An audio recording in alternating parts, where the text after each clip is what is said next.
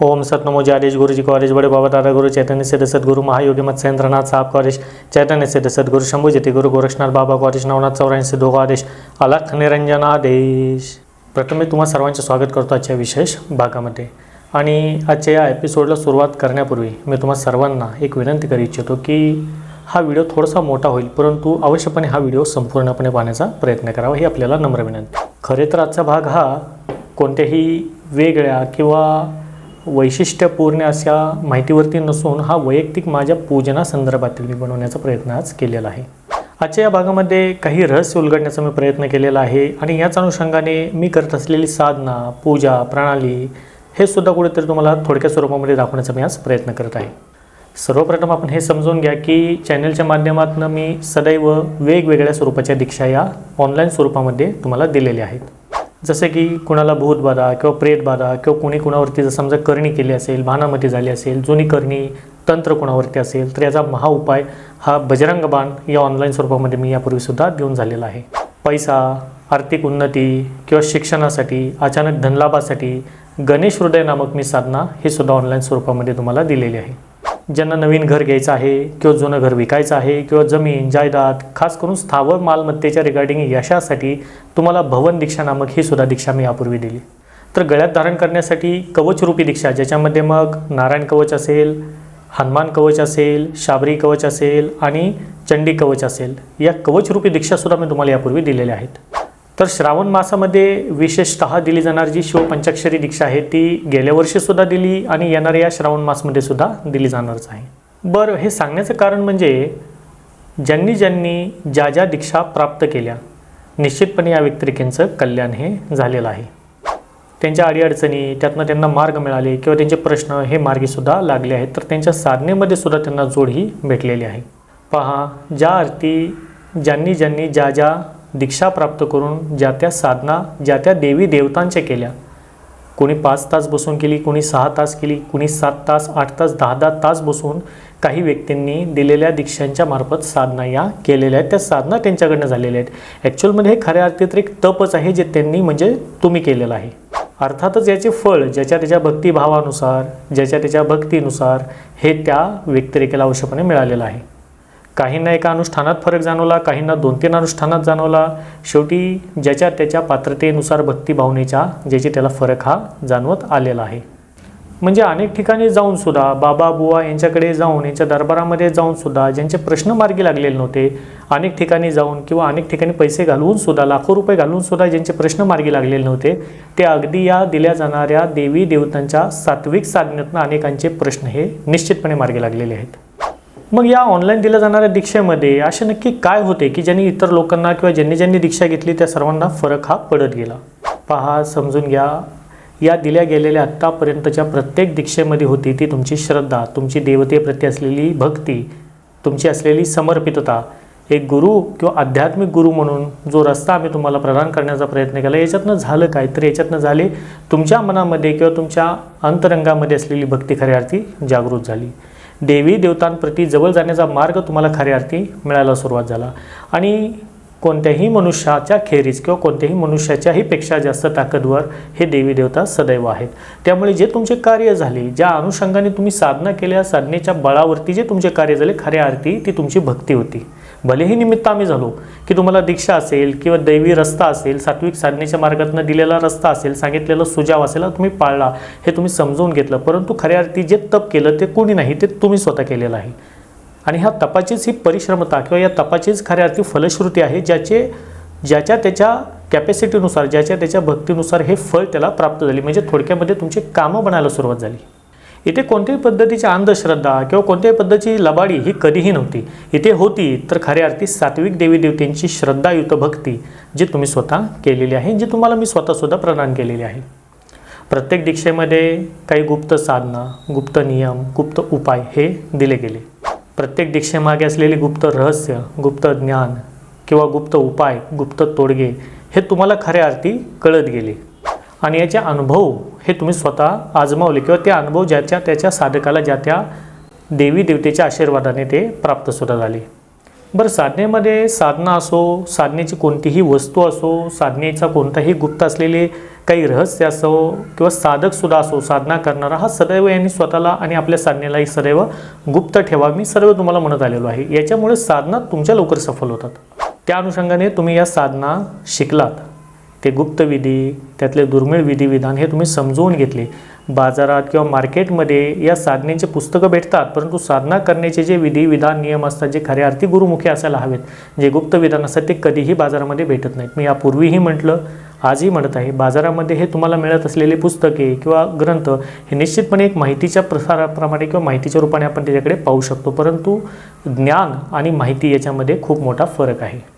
त्यामुळे साधनेतलं कोणतंही मंत्र असेल किंवा उत्कीलन असेल किंवा कोणताही संकल्प असेल, उत्तर पूजन असेल, वापरले जाणारे गुप्त सामुग्री, साहित्य असेल, ह्या सर्व गोष्टी तुम्ही शिकलेला आहात. त्यामुळे तर तुम्हाला यश हे आले, याचा फायदा तुम्हाला झाला.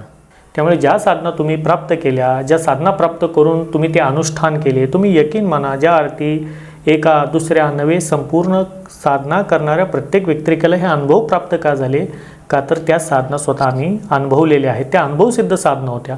त्या काही कुठेतरी 4 पुस्तकं वाचून किंवा कुठेतरी माहिती प्राप्त करून मिळालेल्या मुळामध्ये साधनाच नव्हत्या. याचे काही उदाहरण द्यायचे झाले तर बजरंगबाणच्या रिगार्डिंग 10-10, 8-8 वर्ष बजरंगबाण करून ज्या व्यक्तिरेखांना इझिली असे दैवी अनुभव येत नव्हते, बजरंगबाणची दीक्षा घेतल्याच्या नंतर अशा लोकांना अनुभव यायला सुरुवात झाली, अनेकांना अनुभव प्राप्त झाले. चंडी कवचच्या बाबतीमध्ये सुद्धा जे चंडी कवचमध्ये जे विधी आणि गुप्त विधान ज्या अनुषंगाने मी तुम्हाला सांगितलेले होते, चंडी कवचमध्ये जे उत्कीलन काही गोष्टी तुम्हाला सांगितलेल्या होत्या, चंडी कवचची शक्ती ही कशी आत्मसात करायची, कशा रीतीने ती कार्यान्वित होती, या सर्व गोष्टी तुम्हाला मी चंडी कवच या दीक्षेमध्ये सुद्धा शिकवलेलं होतं. त्या अनुषंगाने चंडी कवचचे सुद्धा अनुभव अनेकांना प्राप्त झालेले आहेत. अनेकांनी त्याच्या रेकॉर्डिंगसुद्धा आमच्यापर्यंत प्राप्त करून दिले किंवा आमच्यापर्यंत पाठवले सुद्धा. परंतु दरवेळेसप्रमाणेच मी यावेळेसही सुद्धा तेच म्हणणार आहे, अनुभव किंवा प्रत्येकालाच आलेले अनुभवाचे रेकॉर्डिंग जर मी या चॅनलवरती टाकत बसलो तर या चॅनलचे संपूर्ण व्हिडिओज हे अनुभवाने भरून जातील. त्यामुळे मी कधीतरी एखादे दुसरे अनुभव हे निश्चितपणे प्रकाशित करत असतो. तात्पर्य, प्रत्येकाला अनुभव ज्याच्या त्याच्या भक्तिभावनानुसार हे आलेले आहेत. बरं, दीक्षा दिल्या, दीक्षा देऊन तुम्हाला समजून सांगितले, त्याचे PDF किंवा त्याचे ऑनलाईन रेकॉर्डिंग जी संपूर्ण आयुष्यभर तुमच्यापाशी तुमच्या मोबाईलमध्ये सेव्ह राहावी, या अनुषंगाने मी सदैव प्रयत्न केला आणि त्या तुम्हाला प्रदानसुद्धा केल्या. याचबरोबर सर्वात महत्त्वाचा होता जो तुमच्या नावाने करत असलेला संकल्प, जो मी स्वतः माझ्या हातावरती पाणी घेऊन तुमच्या नावाने इष्ट आराध्य देवी देवतांपुढे मी सोडत असायचा. याचाच अनुभव होता की खऱ्या अर्थीची ताकद संकल्पाद्वारे प्राप्त होते, तुमची कामं बनायला सुरुवात होतात. अनेकांनी खास करून भलेही रेकॉर्डिंग प्राप्त केली, आजही रेकॉर्डिंग प्राप्त करतात, होऊन गेलेल्या दीक्षांच्या रेकॉर्डिंग निश्चितपने हे बरेच जण व्यक्तिरेखा प्राप्त करतात. बरं, रेकॉर्डिंग जरी प्राप्त करत असेल तरीसुद्धा तुम्ही घेतलेल्या रेकॉर्डिंगनंतर तुमच्या नावाचा संकल्प हा आम्हाला सोडावा लागतो, तो स्वतः मी सोडतसुद्धा असतो. म्हणून तर साधना केल्याच्या नंतर ज्या वेळेस तुम्ही दीक्षा प्राप्त करता, ऑनलाईन स्वरूपामध्ये तुम्ही साधना करता, तुमच्या नावाचा संकल्प हा अगोदरच सोडला गेलेला असतो. त्याच्यामुळे खऱ्या अर्थी तुमच्या साधनेचं फळ तुम्हाला मिळायला आणखीन तुमचा मार्ग हा प्रशस्त किंवा मोकळा होतो. आपण सदैव एक गोष्ट लक्षात घेत आलेलो आहोत किंवा ऐकतसुद्धा आलेलो आहोत की साधूचा श्रापसुद्धा फळतो आणि आशीर्वादसुद्धा फळतो. याचा कधी विचार केलेला आहात का? याच्यामागे रिझन काय असेल? किंवा आपण बरेच वेळा म्हणतो एखाद्या व्यक्तिरेखेचा टळटळाट घेऊन ये, एखादा भक्त असेल किंवा एखादा साधक असेल, साधू असेल, संत असेल, अशांचा कधीही शिव्या श्राप घेऊ नये, यांचा टळटळाट घेऊ नये, घेतला तर यांचा आशीर्वाद घ्यावा. मग याच्यामागे रिझन काय होते? याच्यामागे सर्वात मुख्य रिझन असते ते म्हणजे त्या साधकाचं किंवा त्या साधू संतांची केलेली तपश्चर्या किंवा त्यांच्या पाठीमागे असलेले त्यांचे इष्ट आराध्य दैवत. कारण ज्या वेळेस साधक, साधू, संत किंवा भक्त हा एखाद्या इष्ट आराध्य देवी देवतेची भक्ती करत असतो, साधना करत असतो, त्याच्या जिभेवरती सरस्वती ही निश्चितपणे विराजमान असते. कोणत्या ना कोणत्या लौकिक अलौकिक स्वरूपामध्ये ती कार्यान्वित सुद्धा असते. त्यामुळे ज्या वेळेस एखादा साधक, भक्त, साधू हा एखादा शब्द बोलतो, मग तो आशीर्वादाच्या रूपाने असेल तर तो निश्चितपणे फलद्रूप होतो, आणि ज्या वेळेस तो श्रापाच्या रूपाने दिला जातो तेव्हा तो निश्चितपणे विद्रूप सुद्धा होतो. त्यामुळे साधू संत सज्जनांची खरी अर्थी ताकद कुठे असते? तर ती ताकद असते साधनेमध्ये, ती ताकद असते त्यांच्या पाठीमागे असलेल्या इष्ट आराध्यांच्या कृपेमध्ये. हीच ताकद असायची किंवा होती आणि राहणार आहे ती म्हणजे संकल्पामध्ये. तुम्ही यकीन माना, ज्या वेळेस तुमचे संकल्प नावासहित हातावरती पाणी घेऊन तुमच्या कल्याणासाठी ज्यावेळेस जमिनीवरती सोडतो, त्यावेळेस त्या गुरुच्या पाठीमागे असलेलं तप, त्याचं तपोबल हे निश्चितपणे वाया जात असते. त्याचं पुण्यकर्माचं कुठेतरी देवाणघेवाण ह्याला मी म्हणून की डिवाईड होत असते. म्हणजे जे पाठीमागे साठलेलं पुण्य आहे साधनेच्या भक्तीच्या जोरावरती, ज्यावेळेस हे पुण्य अमुक एखाद्या व्यक्तिरेखेला संकल्पामधनं त्याचं प्राप्ती होऊ दे किंवा त्याचं शुभ होऊ दे, त्याचं चांगलं होऊ दे म्हणून ज्यावेळेस आशीर्वाद एखादा साधू भक्त देतो, एखादा गुरु देतो, तेव्हा तो करत असलेली भक्ती, त्याची ती साधना ही सुद्धा निश्चितपणे डिवाईड होते. म्हणून तर संकल्पामध्ये खऱ्या अर्थी ताकद असते. जेवढ्या पद्धतीच्या ऑनलाईन दीक्षा दिल्या गेल्या किंवा ज्या व्यक्तिरेखांनी दीक्षा घेतल्या, इव्हन रेकॉर्डिंग जरी त्यांनी घेतले, तरी त्यांच्या नावाचे संकल्प मी स्वतः सदैव हे सोडलेले आहेत. आजपर्यंत तुम्ही माझ्या घरामध्ये असलेली जी मत्स्येंद्रनाथ महाराजांची मूर्ती आहे, या माझ्या इष्ट आराध्य देवतेचं दर्शन यापूर्वीसुद्धा घेतलेलं आहे. इव्हन दीक्षेच्या माध्यमातून ज्यावेळेस मी तुम्हाला दर्शनसुद्धा घडवले, ते साक्षात मत्स्येंद्रनाथ महाराजांचे यापूर्वीसुद्धा घडवलेले आहे. याही पुढे जाऊन जेवढ्या काही दीक्षा प्राप्त तुम्ही केल्या, प्रत्येक दीक्षेच्या संकल्पाच्या वेळेस, इव्हन प्रत्येक दीक्षेच्या एंडिंगमध्ये ज्यावेळेस मी तुम्हाला नाथांचं दर्शन घडवलं, त्यावेळेस मी तुम्हाला एक गोष्ट अवश्य बोललेलो होतो की नाथांच्या मूर्तीचं दर्शन घेत असताना तुम्ही अवश्यपणे जे तुमचं मागणं आहे, जे गारणं आहे, हे तुम्ही त्यांना बोलू शकता. थोडक्यामध्ये तुम्ही नवस बोलू शकता. ज्यावेळेस तुमचा नवस पूर्ण होतो, त्यावेळेस 5 धान्याचा शिदा तुम्ही तुमच्या जवळच्या शिवमंदिरामध्ये अर्पण करा. हे सुद्धा मी तुम्हाला यापूर्वीच्या प्रत्येक दीक्षेमध्ये सांगत आलेलो आहे. आणि ती मूर्तीसुद्धा तुम्ही पाहिलेली आहे, जी की सिद्धच आहे. याच अनुषंगाने आज मी माझ्या साधनेचं दुसरं अंग तुम्हाला आज दाखवणार आहे. ज्या ठिकाणी मी स्वतः साधना करतो, ही माझी तपोभूमी आहे. जी माझी तपोभूमी आहे, ती सुद्धा तुम्हाला आज मी दाखवणार आहे. माझ्या घरातील जे तुम्ही आजपर्यंत बघितलेले नसलेले किंवा तुम्ही पाहिलेले नसलेले विग्रह म्हणजे मूर्तीसुद्धा मी आज तुम्हाला दाखवणार आहे. या दाखवल्या जाणाऱ्या मूर्तींच्या बरोबर, विग्रहाच्या बरोबर इतरही काही गुप्त रहस्य किंवा गोष्टी आहेत, ते सुद्धा मी थोडक्यामध्ये सांगण्याचा प्रयत्न करणार आहे. आता तुम्ही म्हणाल इतरही कोणते गुप्त रहस्य, कोणत्या गोष्टी थोडक्यात का सांगणार आहात, याचं उत्तर मी तुम्हाला शेवटी देणार आहे. आता आपण सर्वप्रथम दर्शन घेऊयात बडे बाबा मत्स्येंद्रनाथ महाराजांच्या माझ्या घरातील मूळ मूर्तीचे. आणि हो, हे दर्शनसुद्धा तुम्ही सर्वजण आज प्रथमच करत आहात बरं का. हे आजवर मी समोर आपल्या आणलेले नव्हते.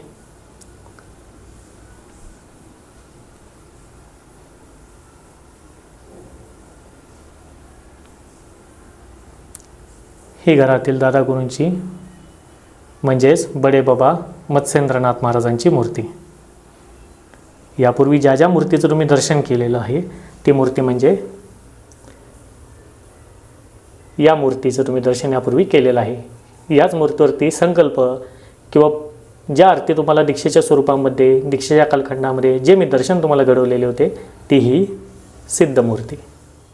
आता यानंतर जे दर्शन मी तुम्हाला घडवत आहे, जे सर्व सात्विक भक्तांचे रक्षण करते, म्हणजेच तुम्हा आम्हांचे रक्षण करते, हे महावीर विक्रम बजरंगबली महाराज.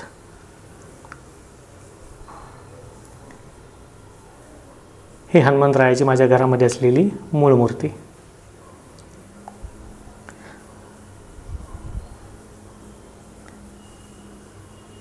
मूर्ती जुनी झाली असल्यामुळे तुम्हाला इथे थोडासा कलर गेलेला दिसत असेल कदाचित,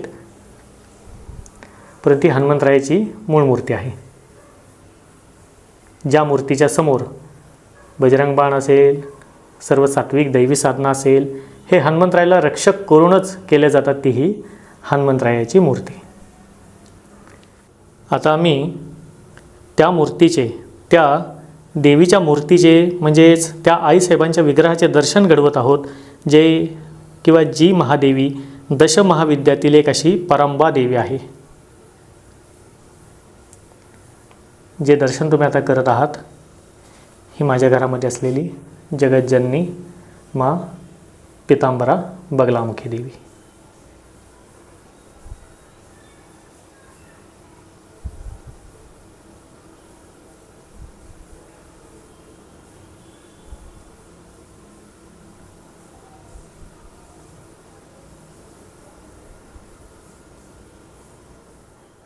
हे मी प्रथम दर्शन तुम्हाला या तिन्ही मूळ मूर्तींचं घडवत आहे. याच्यामागे रिझन एकच की ज्या अनुषंगाने पहा, साधना या साधकाने सदैव गुप्त ठेवाव्यात. म्हणजे खऱ्या अर्थी साधक असतात, कोणतेही तंत्र मंत्र यंत्र जाणकार असतील, हे असं बोलून ह्या कधीही कोणत्या गोष्टी साधनेच्या या करताना तुम्हाला दिसणारही नाहीत. बरं, आज हे दर्शन घडवत आहे, याच्यामागे एकच नेकीची भूमिका आहे की या खऱ्या अर्थी मूळ मूर्तींचं दर्शन म्हणजे पुण्यपावन अशा पुण्यप्रद मूर्तींचं दर्शन तुम्हाला मिळावे, तसे सूचना तसे संकेत आम्हाला मत्स्येंद्रनाथ महाराजांच्या कृपेने हे प्राप्त झालेले होते. ज्या अनुषंगाने तुम्हाला भगवती, मत्स्येंद्रनाथ महाराज आणि हनुमंतरायाचं दर्शन मी घडवत आहे. माताराणी पितांबराचे म्हणजेच बगलामुखी मातेचे साधक आम्ही खऱ्या अर्थी किंवा उपासक खऱ्या अर्थी हे आतापासून नाही आहे, हे जन्मोजन्मांतरीचे आमचे नाते आहे, जे एका आईचे आणि मुलाचे असते. कारण जन्मोजन्मीचंच पुण्य येणे आणि माझ्या मच्छिंद्रनाथ महाराजांच्या आशीर्वादाने खऱ्या अर्थी बगलामुखी साधना ही खूप पूर्वीपासून चालू आहे. बगलामुखी माता म्हणजे पितांबरा माता जी दशमहाविद्यामधली 8वी महाविद्या मानली गेलेली आहे, त्यातील ही एक महाविद्या आहे. मी यापूर्वीही तुम्हाला एकदा बोललेलो होतो की आमच्या 3 पिढ्यांपासून देवी चालत आलेली आहे. देवीच्या कृपेने मंदिर स्थापित झाले, त्या अनुषंगाने पिढी दर पिढी ही सेवा होत गेली. ही दशमहाविद्यातली 8वी महाविद्या हे ब्रह्मास्त्र रूपिणी मानले गेलेली आहे. नाथ संप्रदायामध्ये नाथांची शक्तीसुद्धा शिव यांच्याबरोबर शक्तीची साधनासुद्धा ही झालेली आहे, अनिवार्य आहे. आता पहा, मुळामध्ये ही विद्या ही महाविद्या आहे, म्हणजे ज्याला आम्ही म्हणूयात की ज्या ठिकाणी महाविद्या ही स्थापित असते, ज्या ठिकाणी महाविद्या हिचे पूजन होत असते, तर त्या साधकाला नियम, त्याचं आचरण या महाविद्या बगलामुखी मातेच्या साक्षीने मी तुम्हाला सांगत आहे बरं का, हे सदैव सत्य आम्हाला ठेवावं लागत असते. कोणतीही लबाडीची गोष्ट, कोणतीही असत्य गोष्ट, असत्य वर्तन आम्ही करू शकत नाही. कारण ही देवीच जी मा भगवती बगलामुखी आहे, ही महाविद्या पराशक्ती आहे. त्यामुळे अनेकशे कडक असे नियम, कडक अशा साधना किंवा याचे आचरण आम्ही स्वतः करत असतो. बरं, आता नियमांच्या बाबतीमध्ये जर म्हटलात तर दिवसातनं कमीत कमी, वैयक्तिक आता माझ्या बाबतीमध्ये जर म्हटलात तर एका 24 तासाच्या दिवसाच्या कालखंडामध्ये मिनिमम एक 8 ते 10 वेळेस आंघोळ डोक्यावरनं करून या पूजा सोहळ्यामध्ये असतात. बरं, आता नैवेद्य असेल, देवीचं पूजन असेल, ह्या सर्वच्या सर्वच गोष्टी हे विधान लागू असतात. बरं, आता मी जसंही म्हणलं, सर्वच गोष्टी मी तुम्हाला ऑन कॅमेरा सांगू शकत नाही. ज्या साधना, ज्या मंत्र, ज्या तंत्रपद्धतीने चालतात त्या पूर्णपणे गुप्त अनुष्ठानाद्वारे चालत असतात, आणि जे सद्गुरू मत्स्येंद्रनाथ महाराजांच्या कृपेने, गुरूंच्या कृपेने आम्हाला प्राप्त आहे. यानंतरचं दर्शन मी हवन म्हणजेच यज्ञकुंडाचं आपल्याला घडवत आहे. जे दर्शन तुम्ही करत आहात ते हवनकुंडाचे आहे.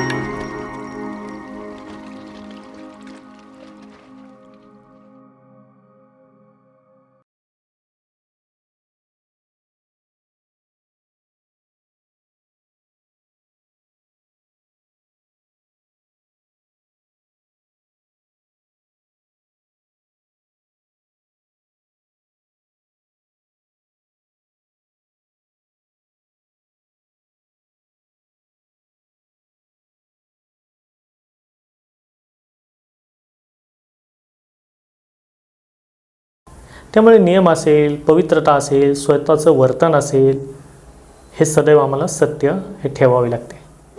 त्यामुळे ज्या भगवतीचं तुम्ही दर्शन घेतलं हे नाथांची शक्ती स्वरूपा देवीसुद्धा मांडले गेलेली आहे.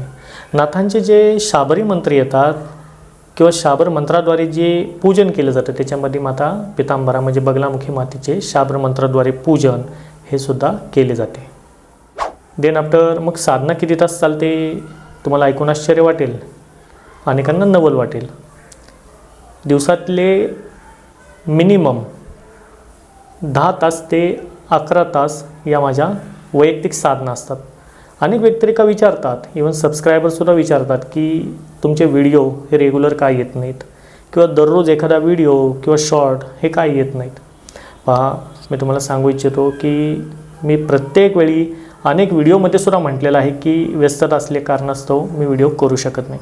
त्याला हेच रिझन आहे की ज्या दैवी साधना, पूजना किंवा पूजन किंवा अनुष्ठान हे जे आमचे चालू असते म्हणजे डेली रिच्युअलमध्ये, दिवसातले जर एखादा व्यक्तिरेखा 10 तास 11 तास जर साधनेमध्ये देत असेल तर तुम्ही मला सांगा की व्हिडिओसाठी वेळ त्याला किती मिळत असेल.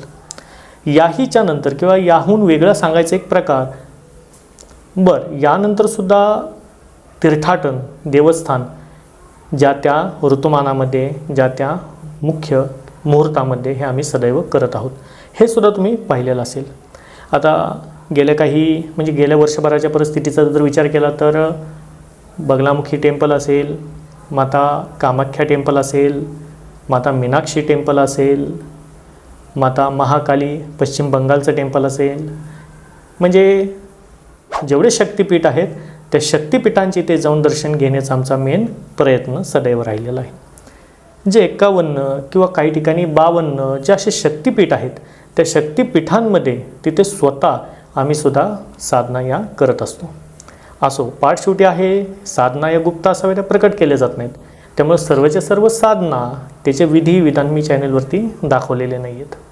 बरं, ज्या वेळेस ज्या क्षेत्रामध्ये गेलो त्या क्षेत्रातनं तुम्हाला सदैव दर्शनसुद्धा घडवले. कार्तिक मासमध्ये ब्रह्मदेवाचं टेम्पल असेल म्हणजेच पुष्कर सरोवर जे राजस्थानमध्ये आहे तिथले तुम्हाला दर्शन घडवले. ज्या त्या राज्यामध्ये आम्ही गेलो देवदर्शनासाठी तेथील दर्शनसुद्धा तुम्हाला घडवले. बरं, तर हे देवदर्शन म्हणा किंवा ह्या गोष्टी काही आत्ताच्याच वर्तमान स्थितीतच चालू आहेत की अगोदरपासून आहेत, हा सुद्धा प्रश्न महत्त्वाचा आहे. पहा, चॅनलच्या माध्यमातून मी सांगू इच्छितो की चॅनलच मुळामध्ये मॅक्झिमम 1.5 ते पावणे 2 वर्ष हा जुना चॅनल आहे. वैयक्तिक आमची भक्ती किंवा आमचे जे पूजन आहे हे वयाच्या 16व्या वर्षापासून सुरुवात आहे, हे चालू आहे. म्हणजे तीर्थाटन असेल, तपोभूमी असेल किंवा साधना किंवा उपासनेचा मार्ग हा आत्ताचा नाही आहे. भलेही आपली किंवा माझी आणि तुमची ओळख ही आता 1-1.5 वर्षाच्या कालखंडातली असेल, परंतु ज्या साधना, ज्या उपासना, जे तीर्थाटन चालत आले, ज्या अनुषंगाने जे आमच्या पूजन याजन होत आलेलं आहे ते खूप जुनं आहे, ते आत्ताचं नाही आहे. त्यामुळे ज्याला आपण म्हणूया ना, हे एक प्रारब्धात असावे लागते किंवा हे प्रारब्ध आहे, हे पुण्यही आहे, पुण्यकर्म आहे, ज्या अनुषंगाने या सेवा करण्याचा अवसर आम्हाला नाथ कृपेने, मत्स्येंद्रनाथ माऊलीच्या कृपेने, गोरक्षनाथ माऊलीच्या कृपेने, त्यांच्या आशीर्वादाने भगवतीची सेवा आम्ही करत आलेलो आहोत. आणि हनुमंतराया हे सदैव आमचे रक्षक आहेत. त्यामुळे तर परत एकदा सांगण्याचा हाच प्रयत्न की जेवढ्या साधना या तुम्ही आजपर्यंत केल्या, ज्या दीक्षा तुम्हाला आजपर्यंत प्राप्त झाल्या आणि ज्या दीक्षेमध्ये जे संकल्प सोडले गेले त्याला खऱ्या अर्थी यश आले. कारण देवी देवतेंपुढे हे सर्व गोष्टी केल्या जातात आणि तुमच्या नावाने कार्य व्हावे म्हणून ते प्रार्थनासुद्धा केले जातात. तात्पर्य एकच आहे, कोणीही असो, शेवटी पहा आपण मनुष्य म्हणून जन्माला आलेलो आहे. मनुष्य या देहामध्ये, मनुष्यरूपी या जन्मामध्ये ना कोणी कुणाचा मित्र आहे, ना कोणी कुणाचा दुश्मन आहे, ना सखा आहे, ना स्वार्थ आहे. शेवटी आपलं इष्ट, आपलं आराध्य, आपलं परमात्मा आपल्याला सिद्ध करायचं आहे. जर मी महाविद्येची उपासना करणारा साधक असेल तर निश्चितपणे मी तुम्हाला एक गोष्ट, आज एक गुप्त रहस्य तुम्हाला सांगू इच्छितो. महाविद्येची साधना करणारा व्यक्तिरेखा, स्त्री असो अथवा पुरुष असो, महाविद्येच्या साधनेमध्ये जोपर्यंत त्याच्या गुरुचा आशीर्वाद त्याच्यावरती नसेल किंवा जे तुमचे इष्ट, तुमचे आराध्य दैवत जे असतील त्यांचा आशीर्वाद जोपर्यंत तुमच्यावरती नसेल तोपर्यंत महाविद्येच्या साधनेमध्ये आपण येऊ शकत नाही. त्या क्षेत्राच्या आसपाससुद्धा आपण फिरकू शकत नाही. हे एवढं मोठं ताकद म्हणा की खऱ्या अर्थी हे जी शक्ती आहे ती दशमहाविद्यांपासूनच उत्पन्न आहे. जेवढे देवी जेवढे देवता आहेत आणि उपदेवी उपदेवता आहेत ह्या सर्वांच्या वरती जी अंबा म्हणजे परांबा जिला म्हटलं गेलेलं आहे, या दशमहाविद्या या 10 महाविद्याच आहेत. नाथांची सुद्धा शक्ती, नाथांचेही अनेक मंत्र नावाने सिद्ध होतात. त्यामुळे आजच्या भागामध्ये जो सांगण्याचा मी प्रयत्न केला त्या अनुषंगाने होता. सेकंड पॉईंट, अजूनही काही दुसरे विग्रह म्हणजे आणखीनही काही मूर्ती आहेत ज्यासुद्धा खूप जुन्या. याच्यामध्ये नरसिंह भगवान म्हणजे नरसिंह भगवान असतील किंवा भैरवनाथ म्हणजे भैरूबाबा असतील, या अजून मी तुम्हाला दाखवलेले नाही आहेत.